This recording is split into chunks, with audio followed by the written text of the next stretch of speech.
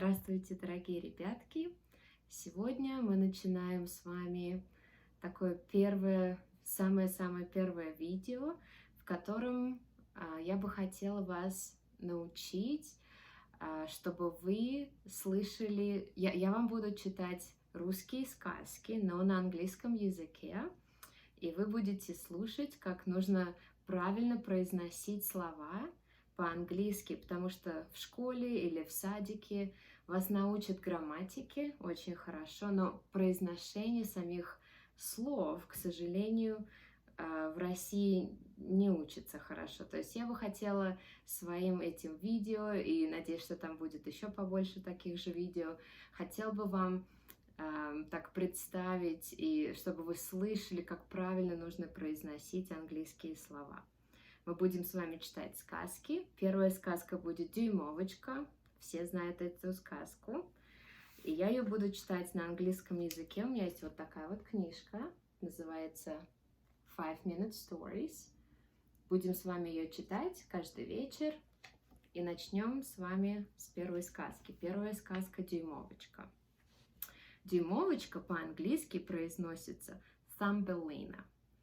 Так что давайте, слушайте, садитесь поудобнее, и я вам начну читать нашу сказку. There was once a poor woman who lived in a cottage. She had no husband, but she longed to have a child. One day she visited a fairy to ask for help. "You're a good woman," said the fairy, "so I will give you this magic seed. Plant it and water it, and you will see what you will see." The woman thanked the fairy and did as she was told. One day, then 2 days, then 3 days passed, and nothing happened.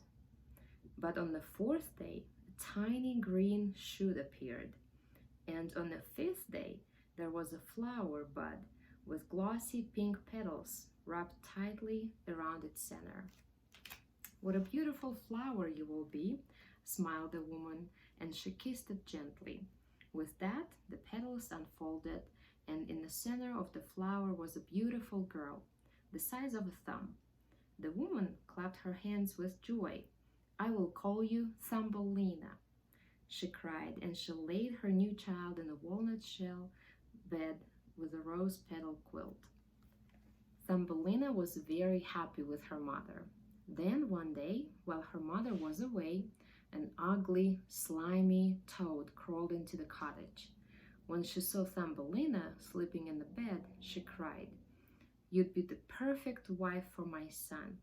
She grabbed the girl and crept out of the cottage the same way she had come. When Thumbelina woke up, she was sitting on a lily pad in the middle of a stream with 2 warty toads staring at her. "This is your new wife," the mother said to her son. He opened his wide, toothless mouth in a grin, but all he could say was, "Croak, croak."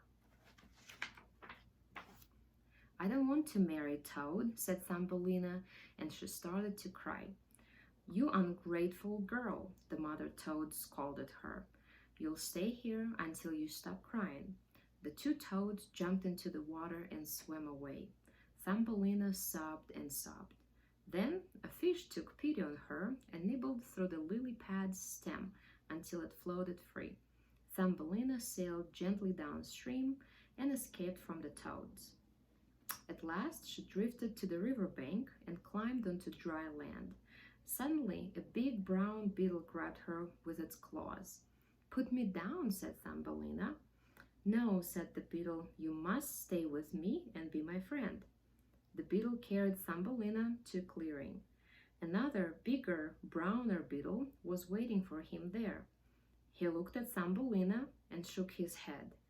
"Oh, birdie, she is so ugly," said the bigger beetle. "She can't stay here."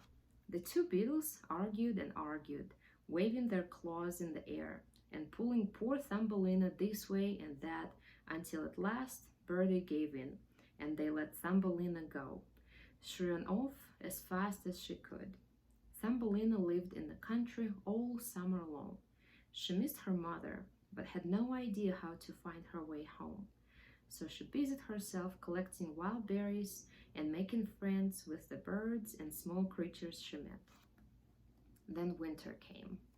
Thumbelina was cold and hungry and all alone.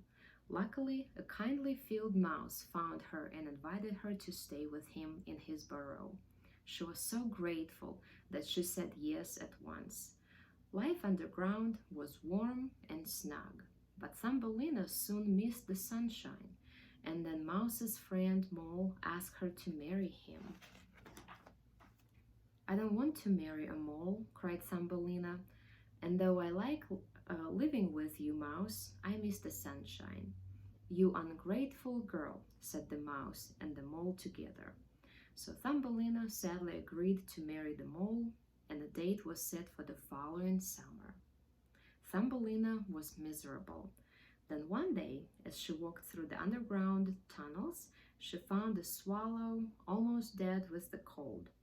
She hugged the bird against herself to warm him. He slowly opened his eyes.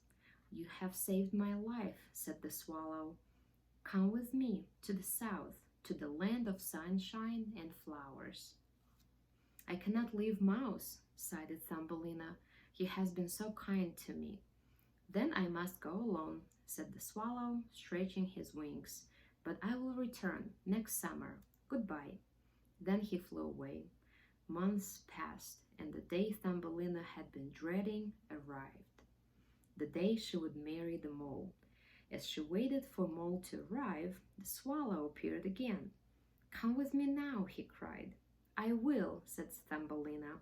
So Thumbelina flew away to the south with the swallow. As she explored her new home, one especially beautiful flower opened in front of her. There in the center was a fairy prince, no bigger than a thumb, with butterfly wings. "Will you be my wife?" he asked at once. "I will," cried Thumbelina. So Thumbelina, wearing butterfly wings made especially for her, married the prince and became queen of the flower fairies. She did not forget her mother, and that very day arranged for fairy messengers to deliver a letter to her and a bouquet of the most beautiful flowers.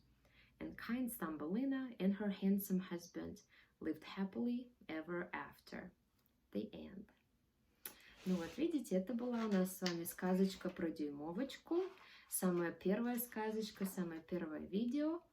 Но надеемся, что все остальные видео тоже последуют. И моя задача просто, чтобы вы слушали, как по-настоящему нужно произносить английские слова. И попытаюсь вам как бы это все донести, рассказать через вот эти вот сказки, которые мы будем с вами читать. Подписывайтесь на мой канал и увидимся в следующий раз. До свидания.